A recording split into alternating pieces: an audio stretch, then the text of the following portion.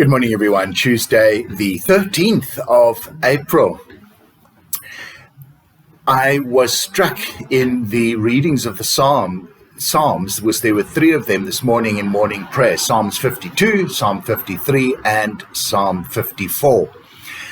And it struck me about how when one becomes a Christian, you become exposed to a degree of vehemence often from people around you. And that degree of vehemence seems to be out of proportion to the statement that you are now going to church and believe in Jesus as the Son of God revealed on earth, that you are trying to moderate your behavior, your language, your drinking, or whatever the case may be. And some people are very proud. They support you, even if they don't necessarily agree with you. But there is that degree of those, a smaller number, who are really quite vehement, as I said before, out of proportion to the statement you have made. And I remembered when I became a Christian how some people almost wanted to punch me. And I thought, but why? We were going to different schools. That wasn't then such an issue. We were quite competitive on the sports field, but it wasn't something to want to punch each other over the weekend when we spent time together. I think of a more modern example, for instance, if I tend to go shopping at supermarket A and somebody else prefers supermarket B, we don't get into a fight over it. Well, if we do, then there's something quite wrong in ourselves or the other person and our relationship. So generally, we don't get into a fight over it. And we shouldn't get into a fight over it if some people say, well, I'm an Anglican, and others say I'm a Methodist or Presbyterian, or I go to a more free, charismatic, Pentecostal church. We shouldn't get into a fight over it. So why is it when we become a Christian, there are those who turn against us? And the Psalm, for me, particularly Psalm 53, triggered this thought pattern in my head.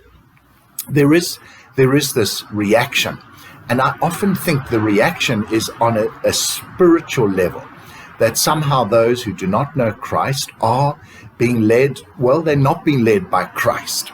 And so they react angrily when you stand for Jesus Christ. It's a spiritual warfare that is taking place. And we need to be cautious of this and aware of it, because it will happen and it must not put us off. It's just part of the journey, part of the process, and part of the response. If anything, it should confirm to you that you're doing the right thing, because you have generated a spiritual response. And the spiritual response from God, if we do something wrong, is quite firm, yes, but it's loving.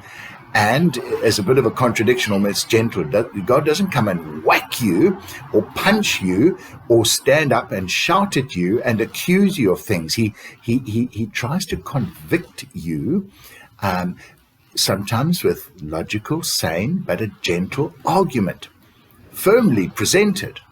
And so when one comes and there is anger and vehemence and hate and bad language, then you know it's not of God.